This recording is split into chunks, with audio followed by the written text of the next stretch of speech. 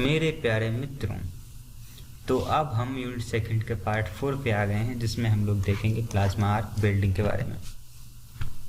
ये रहा हमारा जाना पहचाना सा सिलेबस। अब देखें प्लाज्मा आर्क वेल्डिंग के बारे में। इसमें क्या होता है, इसका बेसिक स्ट्रक्चर समझ लें। ये हमारी पावर सप्लाई है, ठीक है।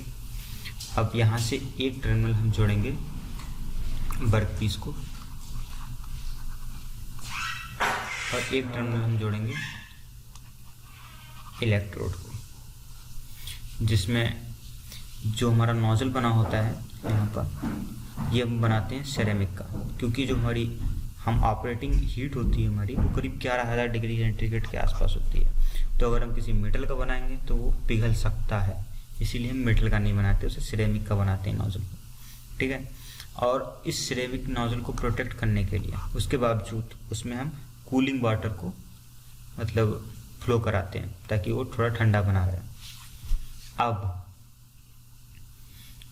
इसमें इनर्ट गैस का भी फ्लो कराते हैं। ये जो नोजल्स होते हैं उनके ऊपर इनर्ट गैस का फ्लो कराते हैं, ताकि वो जो प्लाज्मा होता है उसके ऊपर सील्डिंग प्रोवाइड कराती है। कोई भी सील्डिंग गैस यहाँ पे हम यूज़ कर लेते हैं।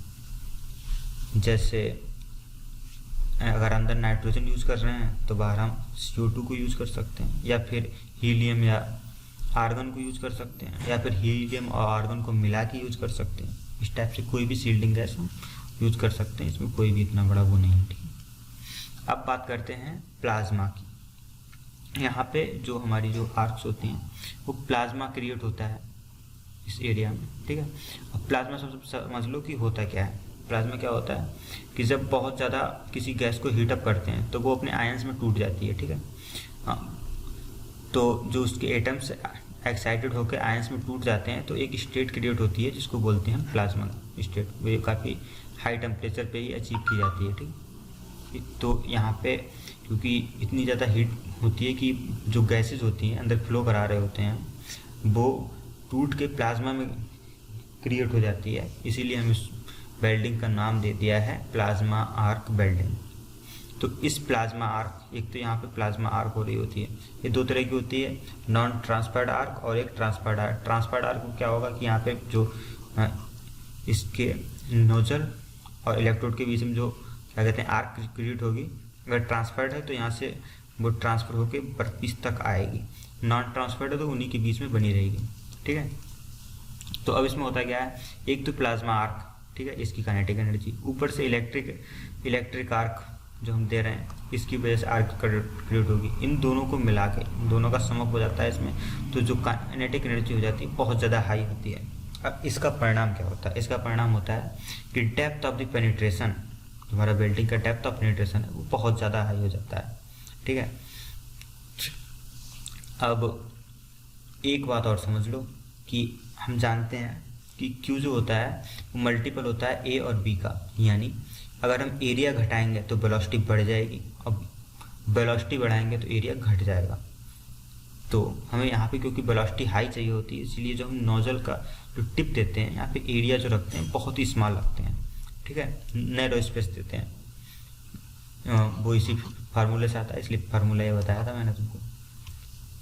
तो इसीलिए हम एरिया इसका काफ़ी कम रखते हैं, इससे वेलोसिटी काफ़ी हाई हो जाए वेल्डिंग टॉर्च को। अब आगे बढ़ते हैं।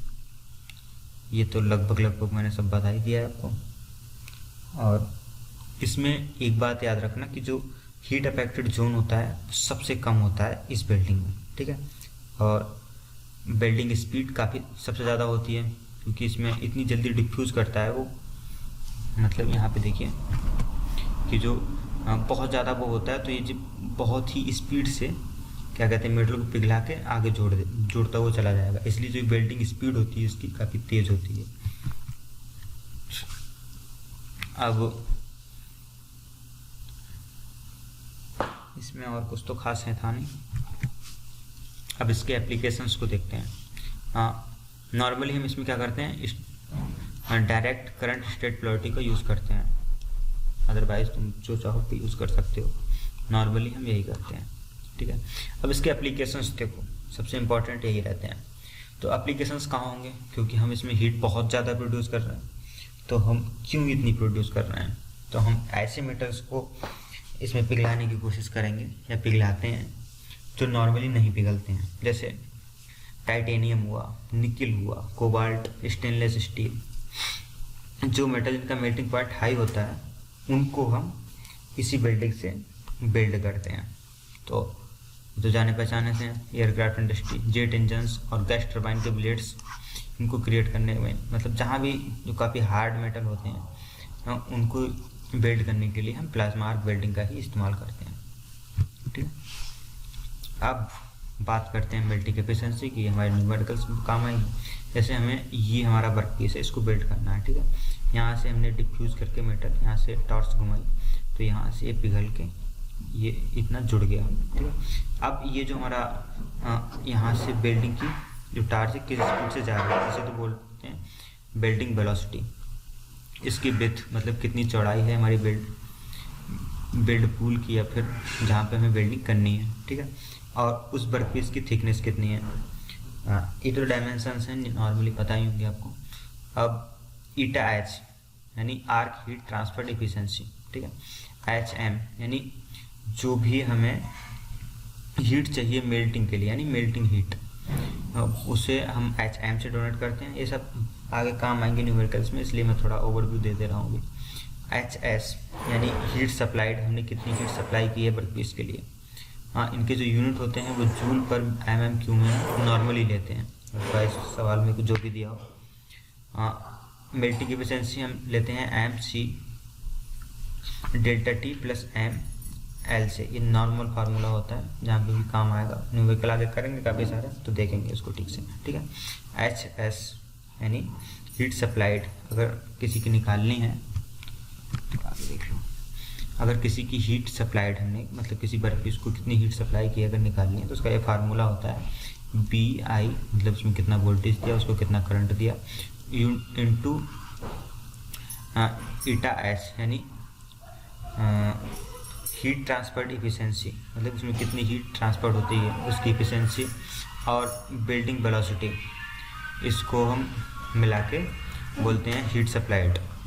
ठीक है, अब बात करते हैं मेल्टिंग एफिशिएंसी की। मेल्टिंग एफिशिएंसी क्या होती है कि H मतलब जितनी भी मेल्टिंग के लिए हमें हीट चाहिए और हमने जितनी भी हीट सप्लाई करी उनका रेशियो कहलाता है मेल्टिंग एफिशिएंसी। अगर हम मेल्टिंग एफिशिएंसी वाले फार्मूले में HS की ये वैल्यू उठा के यहाँ पे रख दें तो हमारा फार्मूला कुछ इस तरह का क्रिएट हो जाता है। ठीक है, अब बाकी हम न्यूमेरिकल आगे करेंगे। और थैंक्स हमारी वीडियो देखने के लिए, हमारे साथ इतनी देर तक रहने के लिए। और जो PDF है इसके डिस्क्रिप्शन बॉक्स में मिल जाएगी आपको, वहाँ से डाउनलोड कर लेना। धन्यवाद।